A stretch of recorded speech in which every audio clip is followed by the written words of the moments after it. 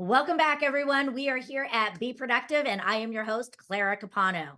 Today, I have my friend Greg Schaefer with the CISO, and he is an expert in the area of cybersecurity.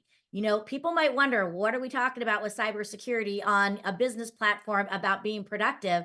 But you know what? Should something happen, you got to make sure you're protected so that you can make sure that you are staying consistent. And that's exactly what we're talking about today is our continuity, our ability to stay consistent and be able to show up should things happen. So Greg, welcome to the show. It's so good to see you again. Thanks for having me again. Yes. So, as an expert in this field, when I hear things such as cybersecurity, I have to admit that a chill goes through me. It's, instant fear. And I love that you're here because you're taking something and teaching us that we don't have to be afraid when we are prepared. So, how do you work with your clients in helping them to design effective business continuity programs? The first step is understanding where business continuity fits into the whole ecosystem, if you will, as far as resilience goes. That's referred to as the resilience triad. And what I mean by that is you have business continuity, disaster recovery, and incident response. So incident response is exactly what it sounds like. You respond to an incident, you got to have those processes in place beforehand. Disaster recovery is more about making sure that you get the proper IT systems up, the technology up in an order and a fashion in order to support the business so that the business disruption is as minimal as possible. Now, that's all driven by the effective business continuity plans. And we need to go through that in order to understand um, basically what would we do in order to keep the business running the way it's supposed to. So we run tabletop exercises, for example, on the plans. The plans are usually quite simple. It starts out with understanding what the impact to the business is. So we would perform a business impact analysis.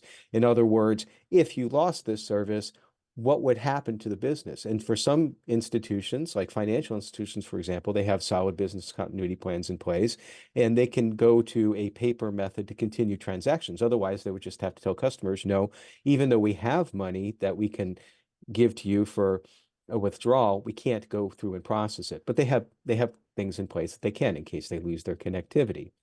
And then, as I said, you develop these plans in conjunction with the business needs and feed into that the needs with the disaster recovery plan. And because again, that's supposed to support the business continuity plan.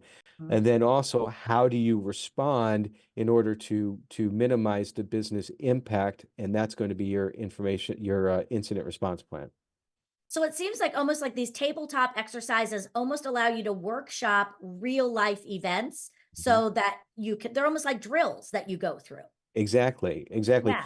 I like to take a like for example, current situation right now with regards to tabletop exercises that I script something every year, a different type exercise to go ahead and test the plan, if you will, because I want to make it interesting. If you just do a checklist and you say, "Do you do this? Do you do this?" It gets boring, and you don't have folks that are really engaged.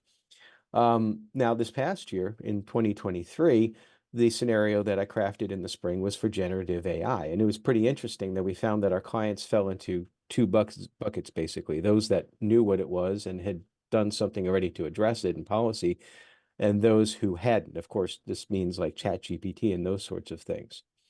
And so the tabletop exercises are important in getting together the necessary stakeholders within the organization.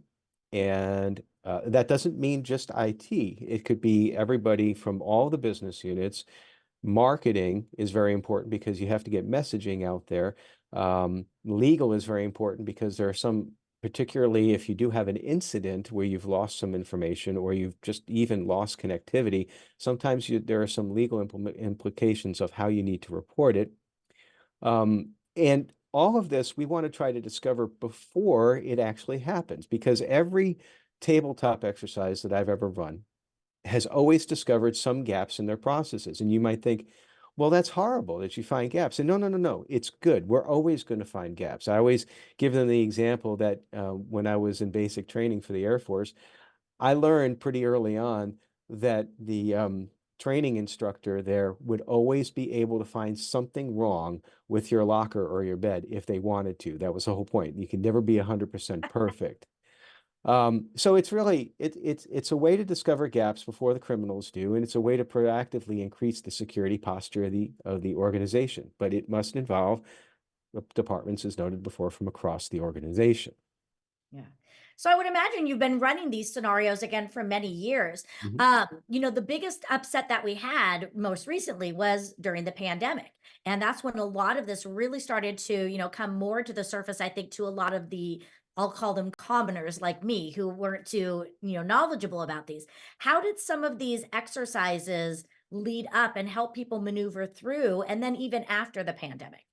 Well, that's one of my favorite stories because actually in 2018, our scenario that I scripted for our clients was a pandemic. And the response that I got from several of the clients was like, "Oh, we don't need to do this. I mean, come on, give us something realistic. A pandemic's never going to happen. Nothing happened with the avian bird flu back 10 years earlier." But I'm thankful that I ran it because obviously what ended up happening less than a year later or about a year later was COVID. COVID started. And what really happened with those that had gone through the exercise, they were much more prepared to face it when COVID actually happened. Because if you remember, like all incidents, usually this unfolds really fast. We went from being in a normal environment to everybody pretty much working from home in this within the span of a week. And so those that we did the exercise for the year before, they understood they had gaps with regards to the number of laptops that they needed, or they had gaps with licensing for remote access software, those sorts of things. And they were much better prepared for it when it actually happened. Whereas a couple of clients that we had brought on since then, they weren't quite as prepared for it. In the long term, though, they also, just by going through that exercise prior, they were more well positioned to the new normal that we're in right now, where working from home is more acceptable. You certainly see it a lot more, folks working from home, folks working remotely. Doing video conferencing was more of a one-off type thing prior to COVID, and now it's the way everyone works. And so that's why I try to encourage folks when we do these exercises, don't treat it as a check the box compliance thing. We're really, really, really, that's probably one of the most business enablers that we do within information security. Yeah, it is so powerful. And it reminds me of a quote from Jim Rohn where he said, don't wish for less problems, wish for better skills. And this kind of is what it's making me think of is, you got to get your skill sets. And this is part of our skill sets. Because, like you said, nobody ever thought we would need it. But man, aren't they glad they went through it? And, it's less like with the practicing, doing all the drills that we do when we're practicing a sport or whatever, things are thrown at us because we need to be able to react quickly. So I really appreciate you, bringing these things in and getting us to think like these. Now, as an expert in the field, you don't just go out and just do these consultations with companies. You've done many other things. And one of the things I know is you actually have written a book. Tell us a little bit about your book. So the book, I'll hold it up for if you can see it. It's Very Information nice. Security for Small and Mid-Sized Businesses. And I'm currently working on the third edition. And this, I tried to take it from the approach of not a technical book. This is advice to give the executives of a small or mid-sized business. So it's written towards them. It's not written in technical mumbo jumbo. It's written in business language. I'll have the third edition. I think we'll have it coming out probably around the June timeframe this year. But if you want, you can get a free e-copy of the second edition off the website, vcisoservices.com. There's a button a little bit further down that says click on here for the book, and all you have to do is just click on there for the book. Excellent. Well, Greg, thanks again for being here and for shedding some light on this. I know this is, again, things that we don't want to spend our time doing, but they're going to really position us to be able to maintain high levels of productivity should something happen. So thanks for being here. And for all of you watching, stay tuned. We'll be right back after this short break.